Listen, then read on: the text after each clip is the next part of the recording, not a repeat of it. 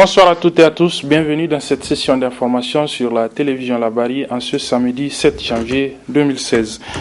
Débutons par cette réaction du frère du défunt général Ibrahim Baré Menassara, Jibril Baré, qui réagit donc aux propos tenus par le président du PNDS Taraya, Mohamed Bazoum, ministre d'État, ministre de l'Intérieur, lors d'un entretien qu'il a accordé à la télévision nationale. Bazoum Mohamed a, dans le développement de ses idées, fait cas de l'assassinat du général Ibrahim Baré Menassara. C'était en 1999. Son frère Jibril Baré a donc tenu à apporter ses précisions. Je propose de le suivre en extrait avant de le retrouver en intégralité à la fin de cette édition. Le ministre Bazoum, disons que c'est le président du PNDS Taraya. Je l'ai connu puisque moi-même j'ai appartenu à ce parti. Mais si Bazoum estime que parce que le président Baré s'est présenté aux élections de 1996 qu'on l'a poussé, et que c'est pour cette raison qu'il estime qu'il méritait un assassinat, il a tort. La raison est simple. Le président Baré est arrivé à la suite d'une crise. Tout le monde le sait. Il a estimé, puisque les uns et les autres avaient refusé de se retirer, qu'il devait se présenter pour, disons, apporter sa pierre. Alors, il a été soutenu par un ensemble de partis politiques, de la société civile, les chefs traditionnels, et j'en passe. Alors, je ne vois pas pourquoi est-ce que Bazoum estime que lui, il peut, disons, se présenter, ou, disons, un candidat du PNDS peut se présenter, et que le président Baré ne puisse pas se présenter. Puisqu'il bénéficiait de tous ses droits. N'oubliez pas, le président Baré, il est allé dans l'armée après avoir eu son bac. Il a fréquenté le lycée national d'antan, depuis le 27 mai 1999, toutes les pistes ici. La CEDEAO, la Cour de justice de la CEDEAO a donné son verdict depuis le 23 octobre. Ça fait plus d'un an. Alors, jusqu'à présent, on n'entend pas le gouvernement là-dessus. La CEDEAO a bien demandé au gouvernement du Niger de faire une enquête, de mener des investigations et de publier les résultats. Le ministre de la Justice a reçu cet arrêt.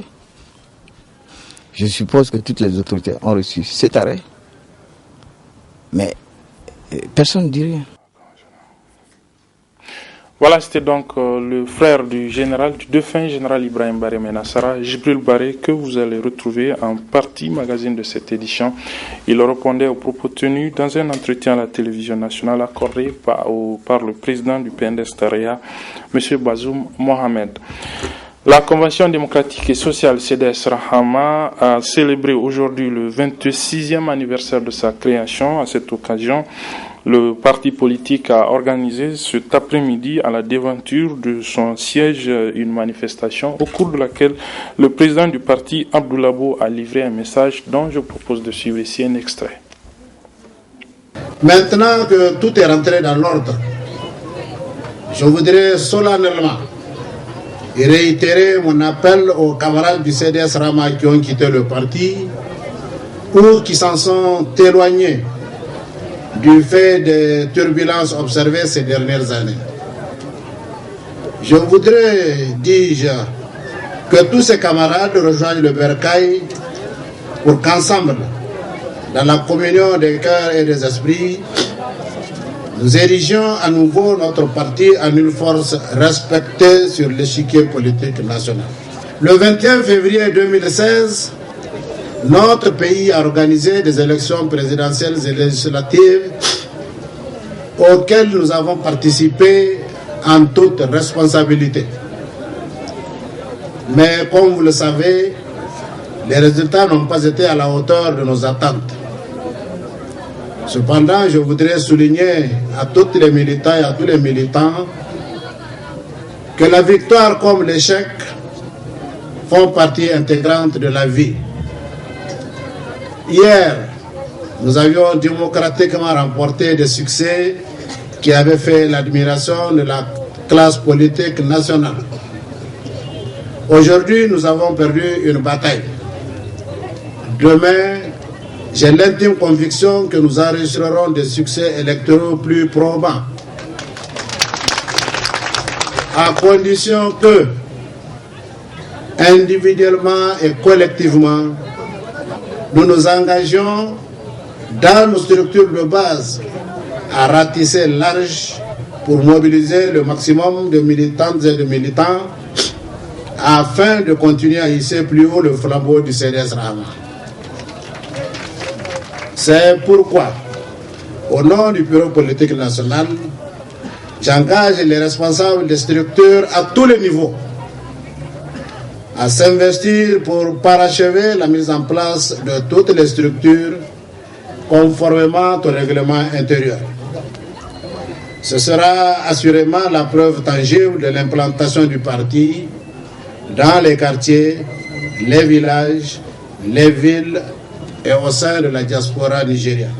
La mouvance pour la renaissance du Niger, MRN, dont le CDS Rahama est membre, organise les 7 et 8 janvier 2017 des activités de mobilisation politique sur l'ensemble du territoire national.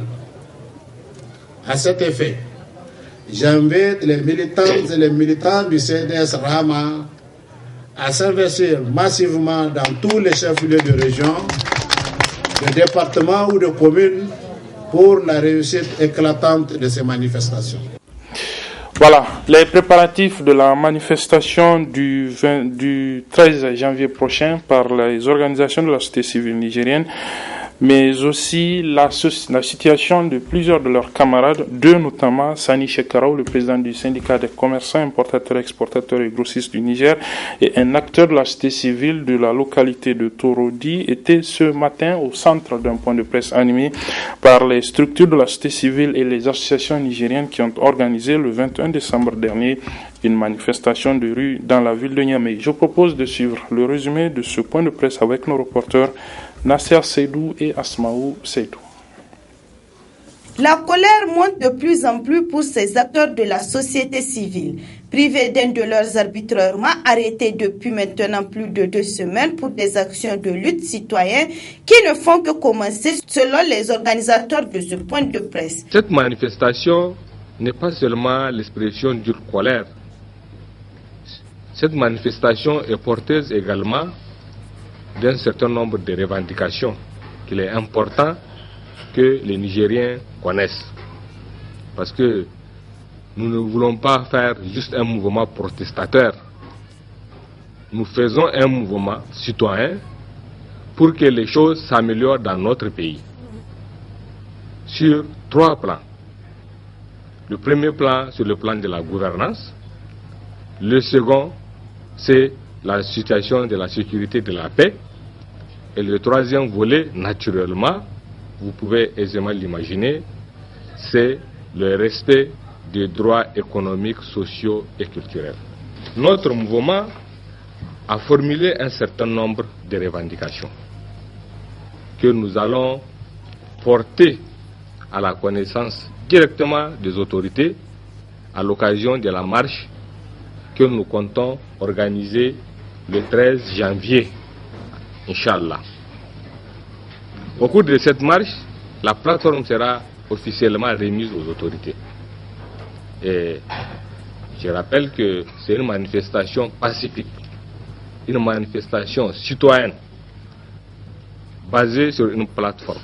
Ces structures de la société civile qui appellent le régime en place à plus de respect des droits des citoyens. Nous réclamons le respect strict de la liberté de manifestation, la liberté d'association, qui sont des droits essentiels. Et donc nous voulons que les textes qui mettent des restrictions à l'exercice de ces libertés-là soient révisés. Nous voulons également le renforcement de l'indépendance de la justice dans notre pays. Et ça veut dire qu'il faut prendre des mesures, y compris les réformes nécessaires, pour que la justice soit soustraite à toute influence de l'exécutif. Nous voulons également que le droit à l'accès aux médias, notamment aux médias publics, soit garanti pour tout le monde. Nous voulons également qu'un fichier électoral fiable soit élaboré et que les élections locales et régionales qui ont été reportées s'inédiées puissent se tenir. Ces acteurs de la société civile appellent enfin la population à se tenir prête pour répondre massivement à la prochaine marche citoyenne de protestation prévue pour le 13 janvier prochain. Voilà, c'est une marche prévue donc pour le 13 janvier prochain. Demain, 8 janvier, il y aura une marche aussi au niveau de Niamey. C'est à l'appel des partis membres de la mouvance pour la renaissance du Niger, la MRN, la coalition des partis politiques qui soutiennent donc les actions du président de la République Issoufou Mahamadou, et ce après les manifestations tenues en principe aujourd'hui dans les différentes régions de notre pays. Que pensent les citoyens de cette marche qui semble être une réponse à celle du 21 décembre? Ce matin, nos reporters ont interrogé quelques citoyens. Je propose de les suivre. Mais pour moi, je me demande d'ailleurs pourquoi ils marchent. Ils marchent. Pour moi, en tout cas, c'est pas je ne vois pas la raison. Si ils peuvent nous dire la raison, ils marchent contre qui? Ils marchent pourquoi? Ils marchent parce que ça ne va pas. Pour moi, je crois que c'est comme ça. Il y a deux cas. Quand ça marche, on applaudit. Mais moi, je me demande pourquoi ils marchent. Sa situation ne leur permet pas. Ils sont les responsables de l'État. Tous les Nigériens sont avec eux. Mais ils marchent contre les Nigériens. C'est une personne lésée qui marche, qui fait Mais vous êtes posé, vous avez dit que vous allez payer les gens, vous avez l'argent, vous avez tout. Mais vous avez besoin de quoi exactement? On marche, l'opposition, ils ont les raisons pour lesquelles ils doivent marcher. Ils sont un contrepoids et ils ont trouvé qu'ils sont lésés. Et ils disent que ça ne va pas. Ils sont lésés, ils trouvent que ça ne va pas, le peuple nigérien. Alors, il faut bien qu'ils fassent un acte. Donc, ils n'ont autre chose que de marcher. Pour faire entendre au patron de ce que ça ne va pas. Moi, je pense qu'au lieu de faire des marches, c'est de montrer ça dans le travail. Ce qu'ils disent là, de prouver ça, le contraire que dans le travail. Au lieu de marcher ça. Parce que les gens n'ont pas de temps pour démarcher auto maintenant. C'est-à-dire, c'est le concret les gens qui veulent. Il y a un côté positif pour le gouvernement. Ça, je suis sûr, il faut être vraiment de bonne foi. Vraiment, il faut animer de bonne foi. Si vous êtes de bonne foi, vous savez qu'il y a des côtés là où ça va un peu. Mais de l'autre côté, surtout le côté commun, surtout les côtés, la question sociale. Surtout que c'est là qu'on doit un peu regarder. La douane, et les enseignants, les étudiants, les infirmiers, c'est ça qu'on va regarder. Moi, quand j'aurai l'occasion, je vais partir. J'estime qu'en tant que citoyen, on doit participer, on doit pleinement participer à cette marche. Et quand même si les gens croyaient que, en tout cas, le gouvernement ne fait que détruire, il faut lui reconnaître au moins ce qui, d'une part, il a construit et qui est quand même, si il continue, c'est-à-dire dans la logique de construire, ça y va de l'intérêt national. Et d'autre part aussi, ça doit concerner, c'est-à-dire l'intégralité des citoyens.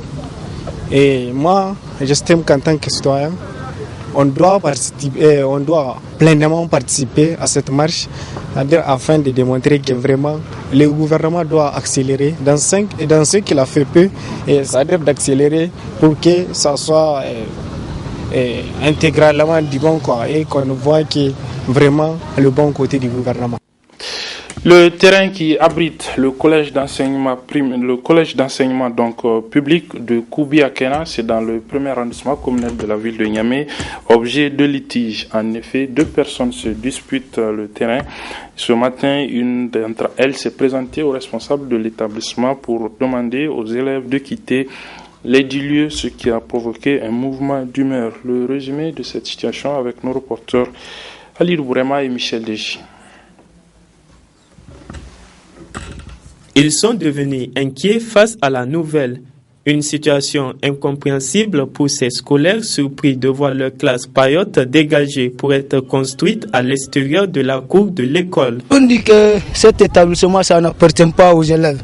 Ce n'est pas une place publique, c'est pour une dame.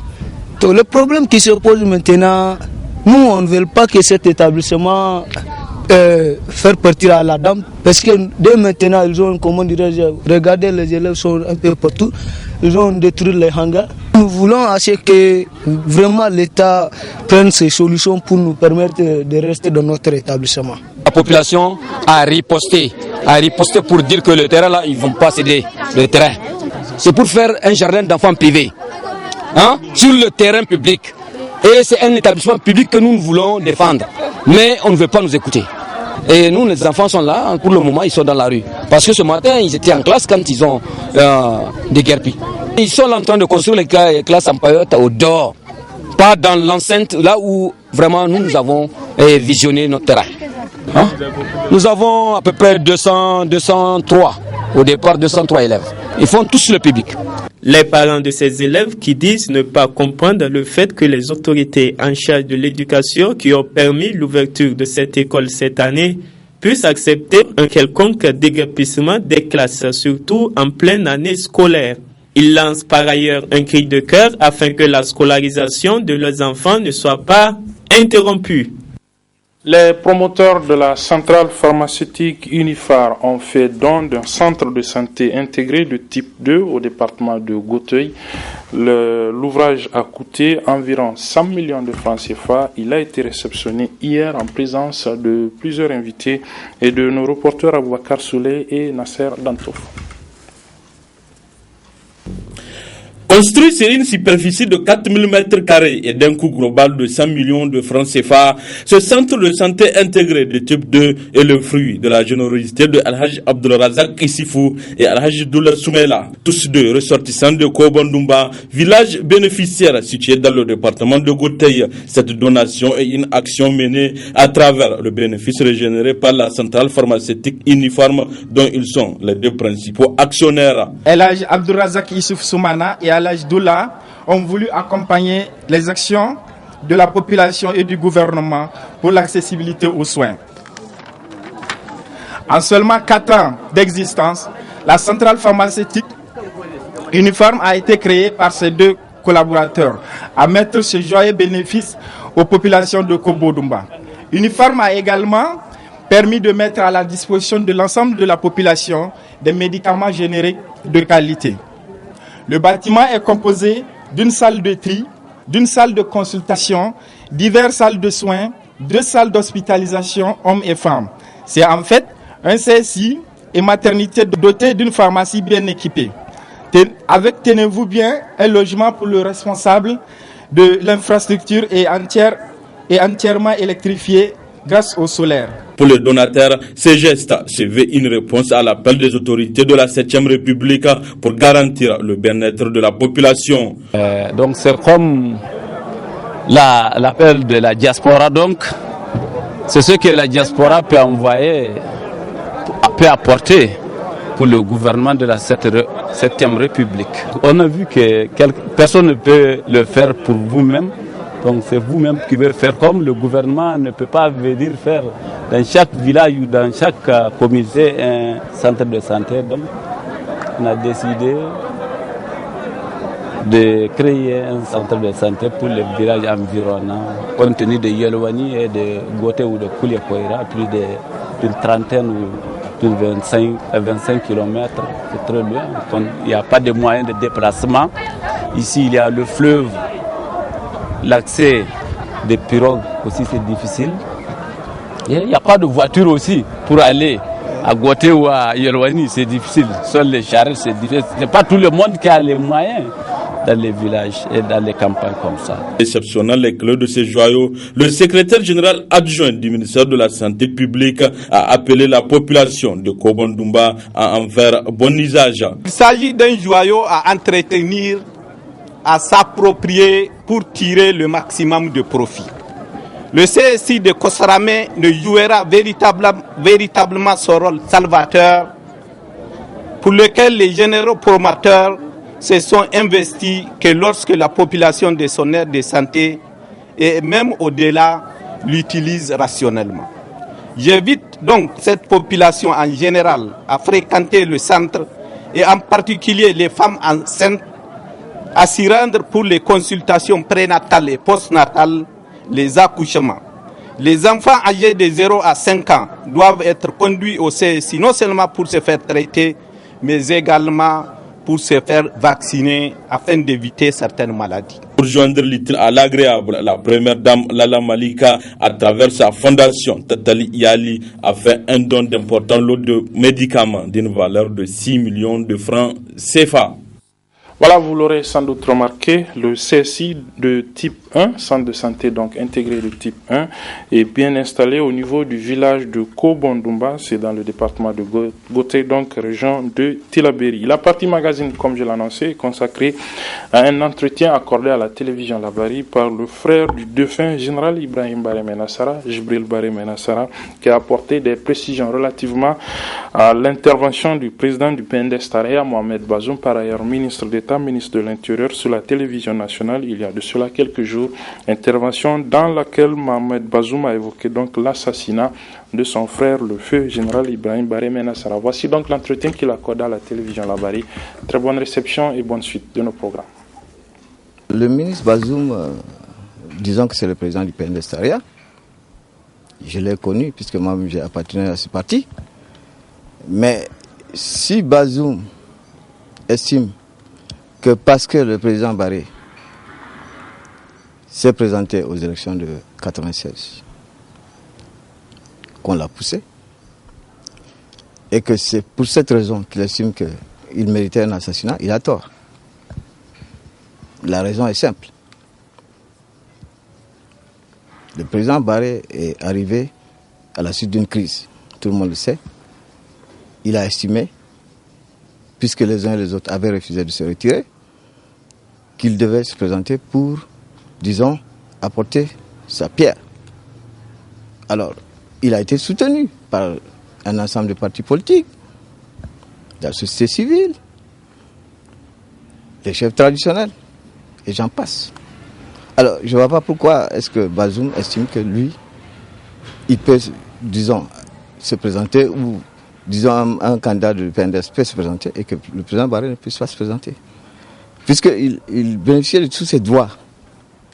N'oubliez pas, le président Baré, il est allé dans l'armée après avoir eu son bac. Il a fréquenté le lycée national d'antan. Je ne sais pas si vous avez connu le lycée national d'antan. Il fallait faire partie des 120 premiers du Niger pour y aller. En 6e.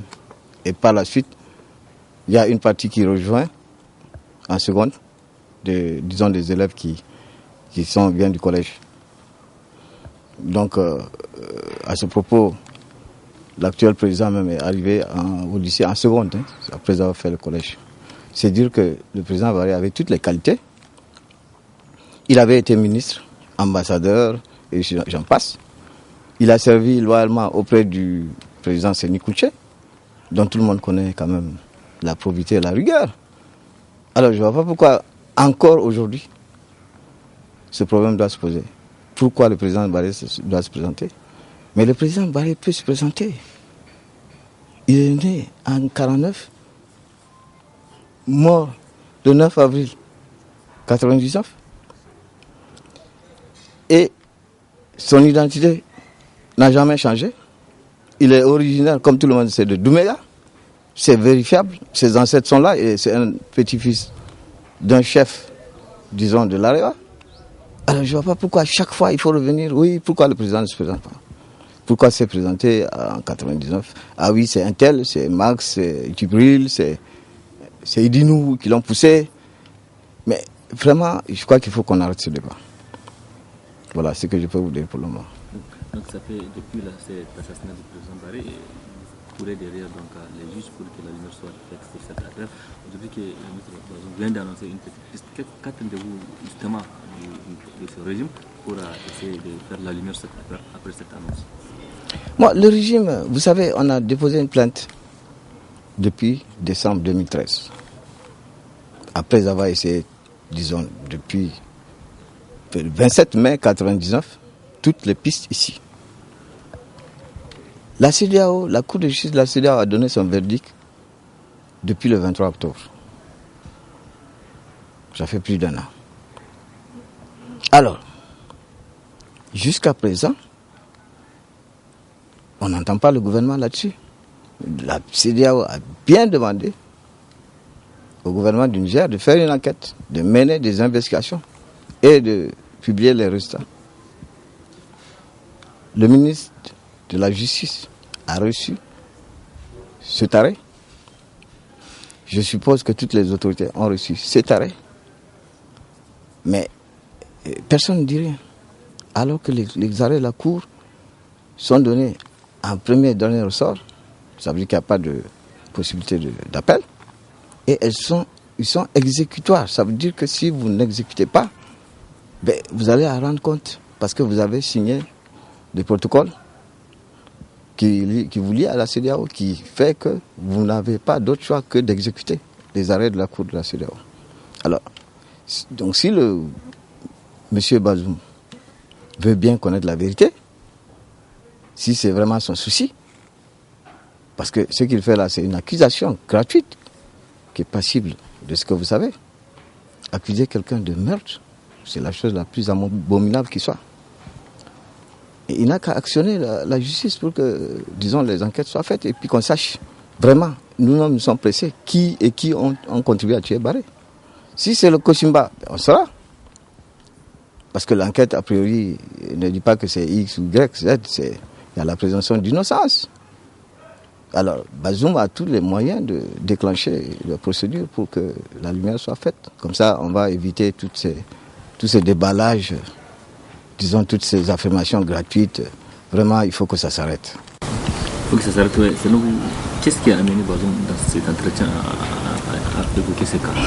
Bon, il a évoqué ce cas parce que, tout simplement, Max a parlé de démission, je crois, au cours d'une déclaration, en tant que porte-parole, ce qui est tout naturel. C'est un porte-parole. Il a parlé de démission du président Issoufou. Parce que, comme tout le monde sait, les choses ne vont pas comme on veut. Tout le monde sait que l'État rencontre des difficultés. Tout le monde sait que l'école ne marche pas. Tout le monde sait que il y a des arriérés au niveau, disons, des fonctionnaires, surtout de l'éducation. Et j'en passe. Vous entendez certainement parler de toutes ces petites affaires financières là, qui vont même peut-être conduire à des saisies immobilières, ce qui ne s'est jamais fait en France et puis aux États-Unis. Vous avez dû entendre parler de ces rails-là. Vous les voyez, non, sur la route. Bon, mais il n'y a pas de train. Hein. À ma connaissance, il y a un seul passager qui a pu arriver à Dosso. Bon, c'est le seul. Moi-même, je vais aller à Dosso par train, mais apparemment, chaque fois que je vais, ça ne démarre pas. Bon. Mais j'ai entendu aussi parler d'une réduction de 30% à l'époque. Je crois que c'est ça que Bazoum a rebondi pour dire que voilà, Hama Amadou s'est appuyé sur ça pour mettre, disons, les travailleurs dans la précarité. Mais Bazoum sait qu'il y avait des programmes d'ajustement dans les années 90, puisque la situation telle qu'il l'avait laissée, était très catastrophique. En 94, qui vous savez était Premier ministre? Vous savez qui était Premier ministre en 94? Ah, bon, donc vous avez une bonne mémoire. Les salaires représentaient 102% de la masse des recettes fiscales.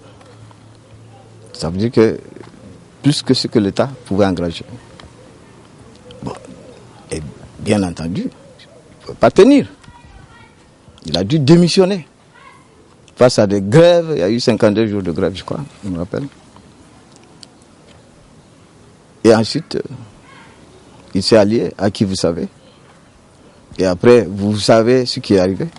La guerre dont tout le monde était au courant, qui a abouti au coup d'État. Le président Barré. Le président Barré est contraint, puisque le pays était en déficit depuis fort longtemps, de nouer avec le fonds pour signer un programme, la FACER. La FACER, pas de gaieté de cœur que vous signez avec le fonds, puisque c'est quand vous êtes en déficit. Et quand vous êtes en déficit, les bailleurs de fonds vous imposent, parce que ce qui les intéresse en premier, c'est rembourser la dette et privatiser l'économie. Et c'est ce qui a été fait. Il fallait donc choisir entre réduire les effectifs ou alors réduire la masse salariale. Il y a eu une option de réduire donc la masse salariale par une diminution. Ce que Cissé a fait, Cissé, bon, il n'était pas Premier ministre en 1998, hein, comme l'a dit Bazoum. Il l'a arrêté en décembre 1997. C'est vrai qu'on nous l'avions fait venir pour aider le président. J'en prends la responsabilité. Hein. C'est un bon financier. Il avait fait ce qu'il pouvait et il l'a bien fait. Le programme en question n'a pas été remis en cause jusqu'à aujourd'hui. Et c'est ce qui a permis aujourd'hui de pouvoir redémarrer, n'est-ce pas? Et pouvoir faire des recrutements que Bazoum dit là. Et n'oublie pas que le président Barré, dont il conteste la candidature, mais c'est le président Barré qui a ramené la Chine. C'est la Chine aujourd'hui qui finance en majorité l'économie du Niger. N'est-ce pas? Vous savez qui a fait partir la Chine? Vous le savez, je crois. Vous avez entendu parler du slogan là. Taïwan ou le chaos. Bon, je ne sais pas, il paraît que ce slogan n'a plus de père, hein, je ne sais pas. Mais en tout cas, la Chine est revenue. Et puis vous savez ce qui est arrivé. Il y a eu le pétrole, il y a eu le président Tanja quand même a fait tout pour exploiter cette situation du retour de la Chine. Il y a eu le pétrole. Donc, si Bazoum aujourd'hui se targue de recruter, c'est parce qu'il y a eu tout ça. Il y a eu d'abord donc la réduction du déficit structurel, l'apport de la Chine avec le pétrole, ils ont engrangé des recettes énormes. Mais ils se sont mis à faire des recrutements à tout va. Et puis aujourd'hui, c'est le rouge. Donc il faut que Bazoum quand même essaye un temps soit peu d'être raisonnable quand il parle de ces choses-là, parce que c'est la continuité de l'État. L'État, on ne demande pas de trop parler, n'est-ce pas? Il faut qu'il arrive à se maîtriser. Il faut qu'il accepte les critiques. Il a eu à critiquer, il faut qu'il accepte. Marx a parfaitement le droit de critiquer, puisque c'est le rôle de l'opposition. Et je crois qu'eux, ils l'ont fait plus que tout le monde. Vous savez qui a insulté le plus les présidents ici au Niger? Vous ne connaissez pas disons l'homme politique qui a le plus insulté? Bon, en tout cas, posez la question, on va vous répondre. Posez la question. Ah, vous savez bien qui c'est? C'est connu ça. C'est qui? Ah, en tout cas, posez la question. On va vous répondre. Faites un micro-trottoir, vous verrez qui insulte, oui, général Barré, ceci, cela. Oui, voilà. Vous saurez. Et au niveau de la présidence, il y aura un site sur lequel tous les présidents sont reconnus, le président Barré. Il y avait le site depuis longtemps. Oui. Donc, vous confirmez ça jusqu'à présent? Jusqu'à présent, ce que je vois sur le site, même ce matin, j'ai regardé, je vois président du Conseil de salut national. Bon. Il y a 2 ans ou 3 ans, je crois, ils avaient un peu essayé, parce que quand on leur a un peu signalé cela, ils ont mis dans le résumé, président Barré, Ibrahim Menassara Barré, déclaré, attention, président, par la Cour suprême. Voilà, c'est ce qui a été mis.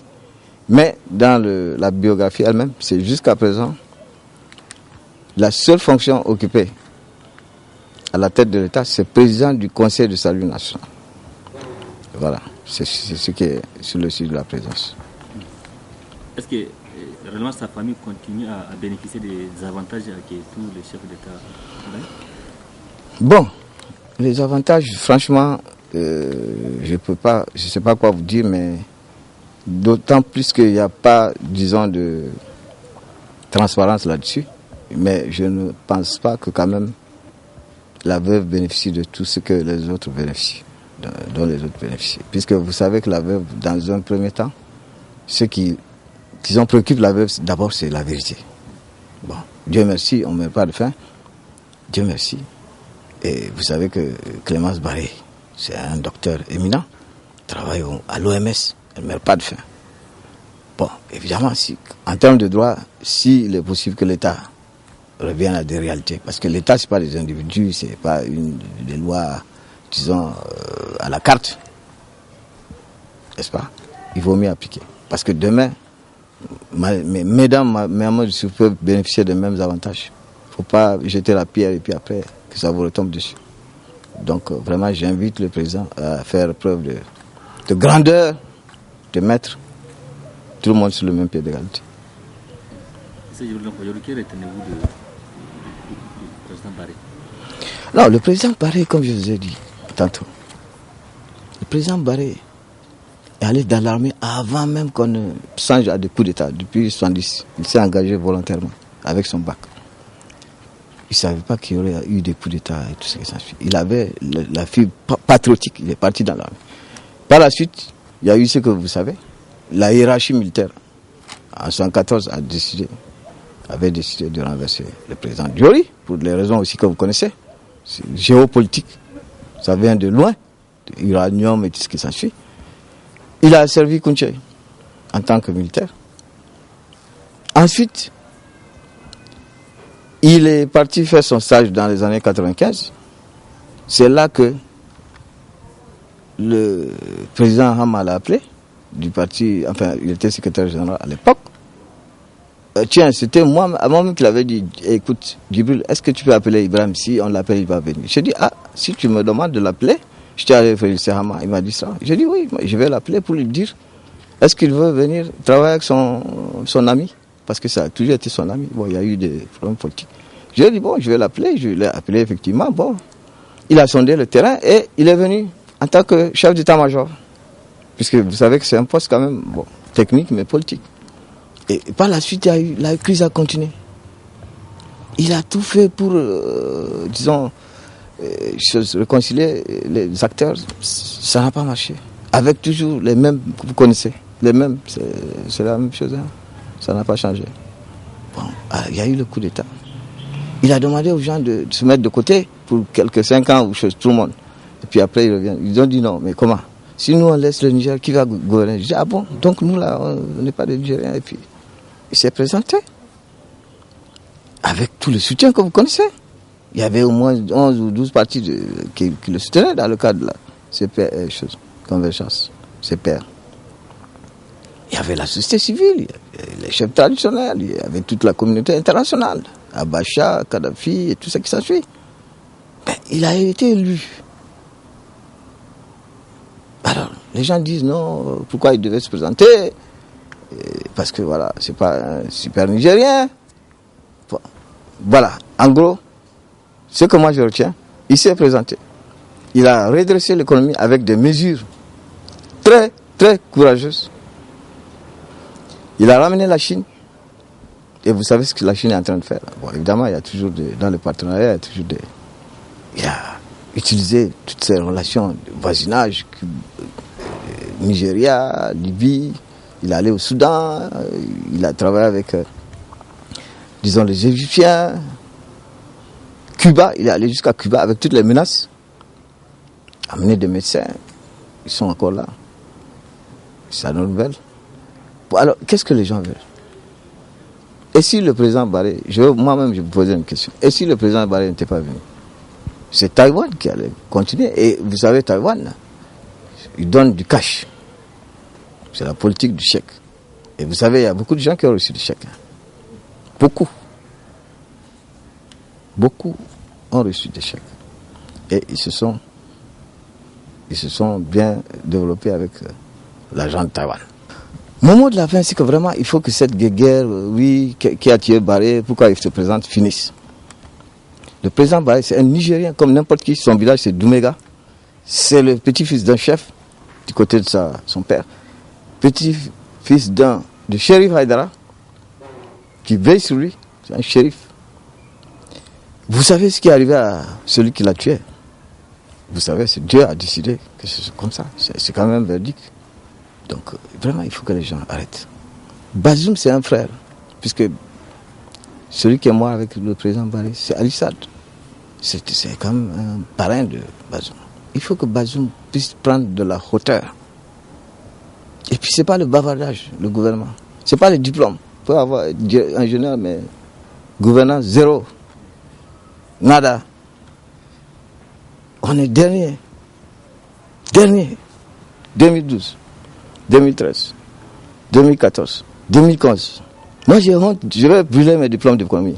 Parce qu'on a fait l'économie, c'est pas pour être dernier. Le président Issoufou a beaucoup d'économistes de bons là-bas. Moi je peux vous citer ceux que je connais. Il y a Dante, il y a Kourgueni, INS, il y a Soumana, il y a même Tini, le président de l'Assemblée. C'est des bons économistes, mais il faut qu'ils les écoutent. Lui, il a pu... Bon, c'était dans le désert, hein, peut-être qu'il fait chaud là-bas, il voulait venir travailler à Niamey. Bon, Bazoum aussi était... Bon, moi, mon père est enseignant, c'est un beau métier. Là, ils ont changé, ils sont venus. Bon, mais on ne voit rien là. Dernier, et puis il paraît qu'on sera encore dernier. J'ai vu ça, quelque part, on nous prépare déjà. Il paraît qu'on sera encore dernier, même dans 5 ans. Mais ça, c'est compliqué, hein.